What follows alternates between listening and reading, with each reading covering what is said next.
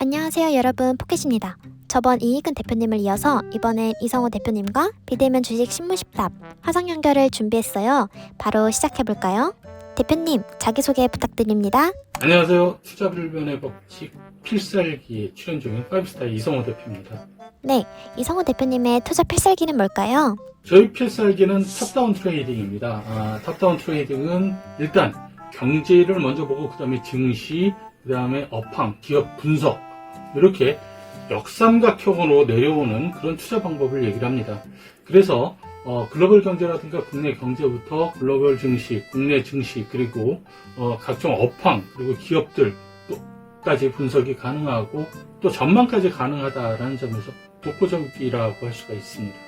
그럼 과거를 거슬러 올라가서 주식을 시작하게 된 계기와 첫 투자금은 얼마였는지 공개해주세요. 대학교 4학년 때인데 그때 제가 또 마침 경영학과를 다녔고 그 중에서 제일 좋아하는 과목이 재무관리였거든요. 그러다 보니까 자연스럽게 이제 주식에 접할 수가 있었고 그러고 바로 이제 증권회사에 입사를 했었거든요. 근데 그때 당시에는 법적으로 증권회사 직원이 주식 투자를 할 수가 없었습니다. 그래서 그게 가능하게 됐을 때 1,000만 원 정도부터 시작했던 것으로 기억합니다. 1,000만 원으로 시작하셨군요.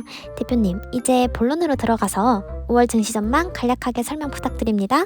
전 세계적인 인플레이션, 그리고 각국 중앙은행들의 금리 인상, 이런 것들이 굉장히 좀 어려운 상황이고요. 거기다가 엎친 데 덮쳤다라는 표현이 맞을 것 같은데 중국이 코로나19 때문에 지금 락다운, 봉쇄 현상이 계속 나타나면서 여러 가지 어려운 상황들이 나타나고 있죠.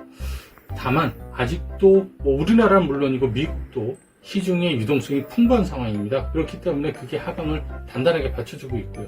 따라서 5월 증시도 4월과 그렇게 크게 차이나지 않고 2610에서 2740 정도 박스권 내에서 중소형주들이 좀 활발하게 움직이는 그런 시장이 되지 않을까라고 전망을 합니다. 얼마 남지 않은 5월 주도주를 차지할 섹터는 어떤 것인가요? 특별한 업종이나 테마가 시장을 주도해 나가기보다는 업종별, 테마별 순환매가 나타날 가능성이 높다라고 봅니다.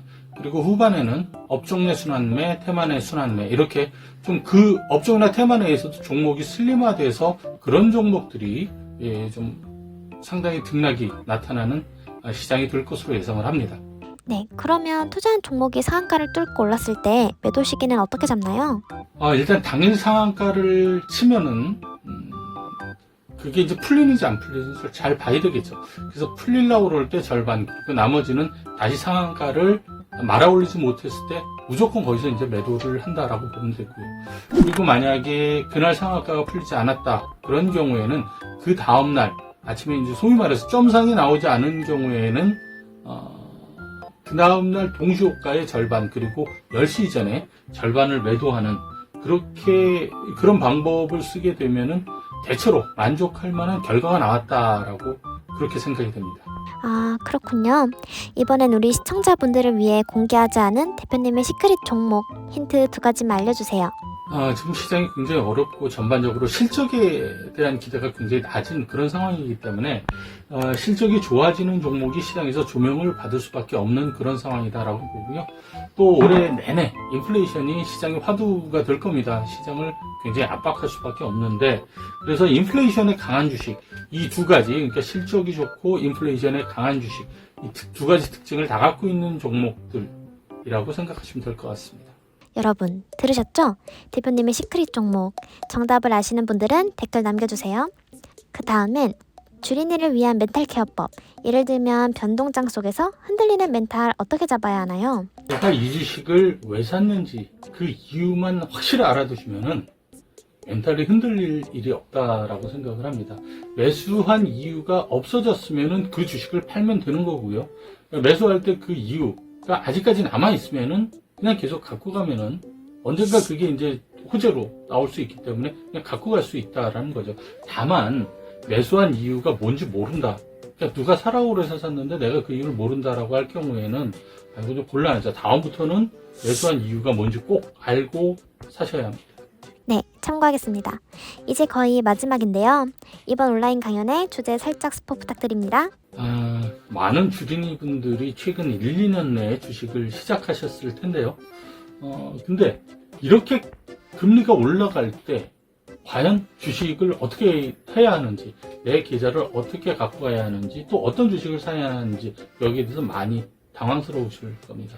그래서 금리가 오르는 이유가 뭔지를 확실히 알아야 되고요. 그 금리가 오를 때 여러분의 계좌를 어떻게, 포트폴리오를 어떻게 구성해야 하는지, 그리고 유리한 업종, 그리고 종목에 대해서 말씀을 드리고자 합니다. 마지막으로 시청자분들께 하고 싶은 한마디 여쭤보고 마무리하도록 할게요. 전체 시장이 좋고 또 유동성이 풍부할 때는 종목 선정에 대해서 그렇게 고민을 안 하고 사실 이렇게 하면 좀 말씀드리면 좀 이상하지만은 대충 사도 그냥 이익이 나곤 하거든요. 근데 지금 같은 경우 종목 선정, 그리고 언제 살고 언제 팔아야 하는지 이 타이밍이 굉장히 중요합니다. 그런데 이런 것들이 갑자기 하늘에서 뚝 떨어지는 건 아니죠. 열심히 공부하셔야 되고요. 공부를 할 때 나 혼자 하는 것도 좋지만은 좋은 선생님과 함께 하면 더 빠르게 더 많은 지식을 습득을 할 수가 있겠죠. 그래서 바쁘시겠지만 시간 내셔서 꼭 강연에 참석해 보시는 것, 그러면 분명히 좋은 결과를 얻으실 수 있습니다.